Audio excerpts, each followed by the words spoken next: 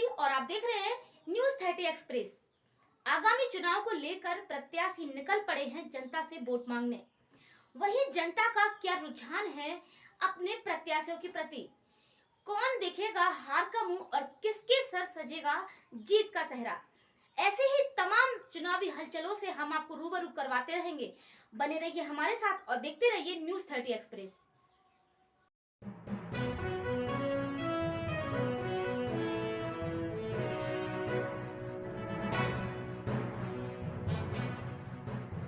नमस्कार दर्शकों, मैं आपके साथ नाजमा आबदी एक बार फिर स्वागत करती हूं आपका न्यूज 30 एक्सप्रेस में। त्रिस्तरीय पंचायत चुनाव आगामी 15 तारीख को होने वाले हैं, जिसको लेकर क्षेत्र में काफ़ी हलचल मची हुई है। आइए जानते हैं अपने प्रत्याशी से इनके चुनावी मुद्दे क्या हैं। क्या नाम है आपका? जीतू यादव, जितेंद्र सिंह जीतू यादव। कौन से कस्बे से हैं आप? कस्बा पूंछ, ग्राम पूंछ, तहसील मौट। किन मुद्दों को लेकर आप पंचायत के चुनाव में उतरे हैं प्रधान पद के लिए? काफ़ी मुद्दे हैं जी। जैसे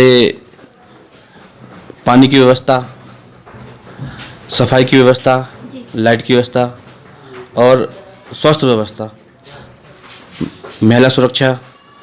कई मुद्दे हैं जिनको लेके हम चुनाव में मैदान में उतरे हैं और हमारी पूरी कोशिश रहेगी कि हम इन सब पे खरा उतरें। आप क्षेत्र में तो गए होंगे अभी तक? बिल्कुल, क्षेत्र में गए हैं। किन किन समस्याओं को आपने देखा क्षेत्र में जाकर? क्षेत्र में जाके अपने गांव में जाके देखा, बहुत सारी समस्याएं हैं हमारे गांव में। हमने बोला नालियों की सबसे बड़ी समस्या है, नालियों की समस्या। हमारे यहाँ सफाई की कोई व्यवस्था नहीं है। सारी गांव की नालियाँ अगर आप जाके देखें किसी भी मोहल्ले में जाके, तो नालियाँ भरी पड़ी हैं, कोई सफाई की कोई व्यवस्था नहीं है। और कई प्रधान हुए हैं, कोई 15 साल रहा है, कोई 10 साल रहा है, कोई 5 साल रहा है, और लेकिन कोई ज़मीन पे काम नहीं उतरा। चाहे वो नाली की व्यवस्था हो, चाहे पानी की व्यवस्था हो, चाहे लाइट की व्यवस्था हो, इस पर कोई ध्यान नहीं दिया गया। सड़कें भी हैं, बताते हैं कि लोग सड़कें डली हैं, एक सड़क डली है, उसके ऊपर सड़क डल गई। जहाँ पानी निकास की व्यवस्था होनी चाहिए थी, वहाँ पानी की निकास की व्यवस्था नहीं है, पानी भरा रहता है। गौशाला की व्यवस्था नहीं है। हमारे गांव में इतना बड़ा गांव है, कोई गौशाला नहीं है हमारे गांव में। अन्ना जानवर घूमते हैं, लोगों की फसल में नुकसान होता है। बाज़ार में जो हमारे यहाँ मैदान, हाट का मैदान है, उसमें बाज़ार लगता है, तो वहाँ पे गायें परेशान करती हैं व्यापारियों को और जो पब्लिक आती है उनको भी। तो कोई व्यवस्था है नहीं। शौचालय हैं, देखा जाए तो कई शौचालय दिए गए हैं, शौचालय दिए हैं तो पता चले उनमें किसी में गड्ढे हैं, किसी में कोठी बनी है, तो किसी में सीट नहीं है। कहीं कोई व्यवस्था नहीं है। कोई आवास हैं, आवास दिए गए हैं, किसी के जिसको ज़रूरत है उसको दिए नहीं गए। वास्तव में जिसको ज़रूरत है उनको आवास नहीं दिए गए। जिनको ज़रूरत नहीं उनके पास का 2-2 आवास हैं, अगर जांच करा दी जाए तो। और भी पहले भी रह चुके हैं, अभी भी है प्रधान, सभी के लिए ये सब है। शमशान घाट है, वहाँ पे पानी की कोई व्यवस्था नहीं है।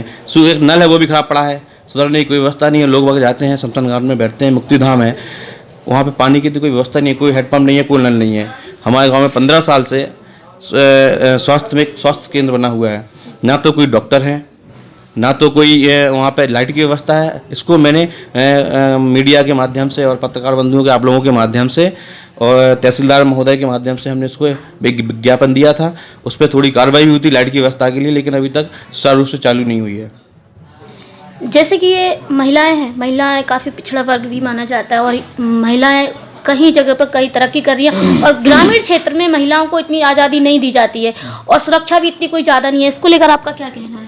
देखिए, हमारे गांव में महिलाएं, जो भी महिलाएं, आप क्षेत्र में जानकारी के लिए, वास्तव में हमारे गांव में जो भी हमारी बहनें हैं वो अपने ज़िले में नहीं, प्रदेश में नहीं, बल्कि देश में नाम रोशन कर रही हैं। हमारे गाँव में जो बहनें हैं, चाहे साध्वी पीताम्बरा दीदी हों, चाहे भाग्यश्री देवी जी हों, चाहे पूर्णिमा देवी जी हों, या चाहे कृष्णप्रिया दीदी जी हों, ऐसे करके कई भागवताचार्य, किसी गांव में 1-1, 2-2 भागवताचार्य होते हैं, लेकिन हमारे गांव में कई 5-5, 6-6 भागवताचार्य हैं, महिलाएं हैं भागवताचार्य।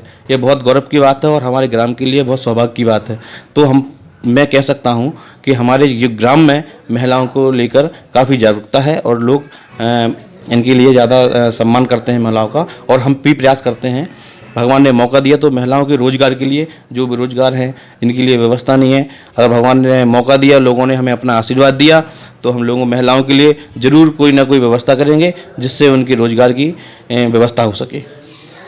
जैसे कि अभी चुनाव चिन्ह जारी किया गया है, सरकार के द्वारा दिया गया है, तो आपका चुनाव चिन्ह क्या है? देखिए, मेरा चुनाव चिन्ह इमली है, जो कि महिलाओं को बहुत पसंद है।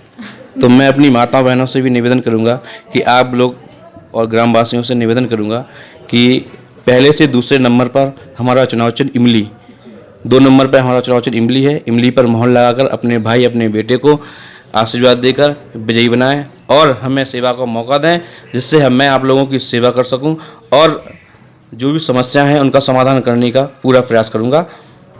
सभी माताओं बहनों, ग्रामवासियों, क्षेत्रवासियों से अनुरोध है कि आप लोग मुझे एक बार वोट देकर मेरी मदद करने की कोशिश करें। मैं हमेशा आपका आभारी रहूँगा। ये थे हमारे साथ ग्राम पूंछ से सरपंच पद के प्रत्याशी जीतू यादव। इसी तरह और भी पंचायत के प्रत्याशियों से हम आपको रूबरू करवाते रहेंगे, चुनावी हलचल दिखाते रहेंगे। बने रहिए हमारे साथ और देखते रहिए न्यूज़ 30 एक्सप्रेस।